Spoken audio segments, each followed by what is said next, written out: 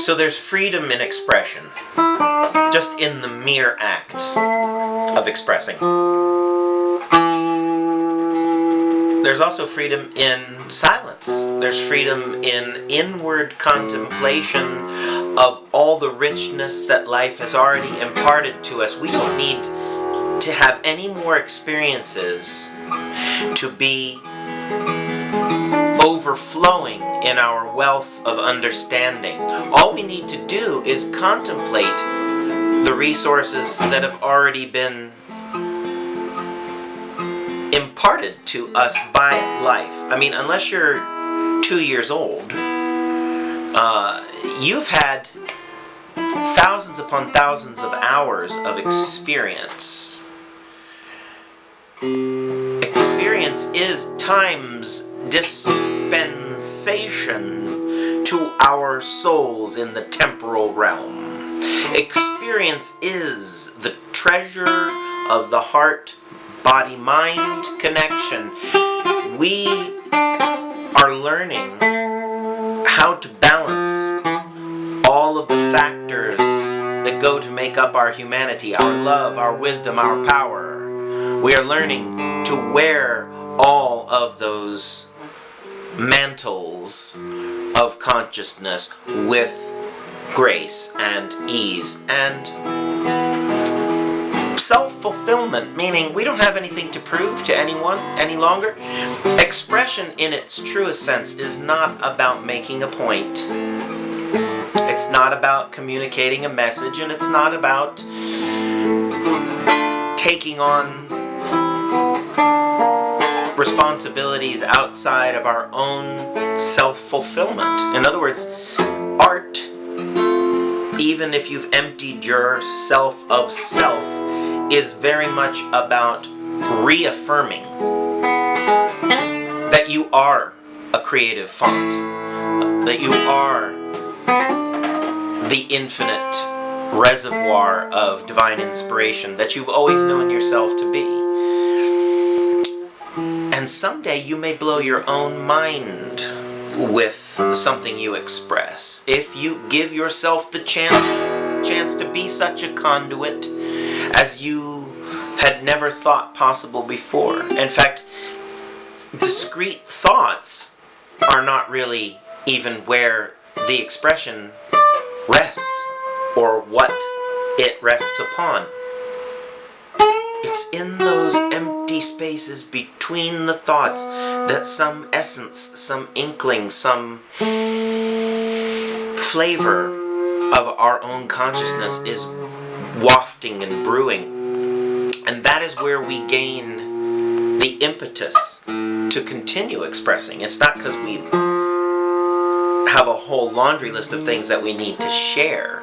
It's because there's something behind the sharing, something in the interstitial spaces of our awareness that is just seething with potentiality. And it's like a boat on a giant heaving ocean. And sometimes you can't see the boat because it's down between two waves in a trough, but then sometimes it's cresting with the wave itself, and it's gaining more and more and more momentum from that swelling of our hearts and minds. It's almost as if we are beckoning the universe with our very being to take us out on the sea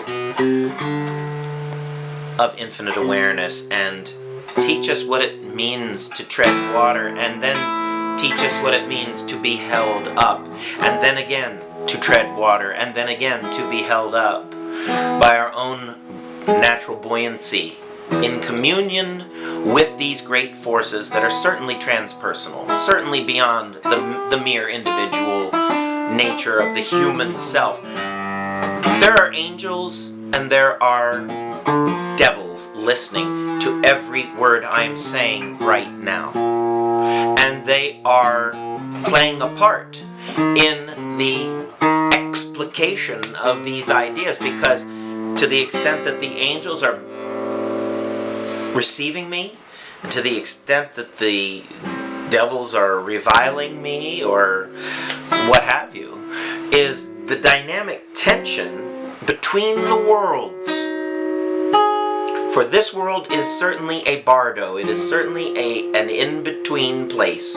We are not resting on the highest pinnacle, and we are not wallowing in the deepest pit of despair here on this earth. We are a wonderful collage of unfortunate blessings and blessed woe.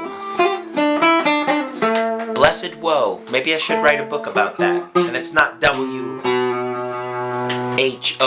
it's W-O-E. Blessed woe.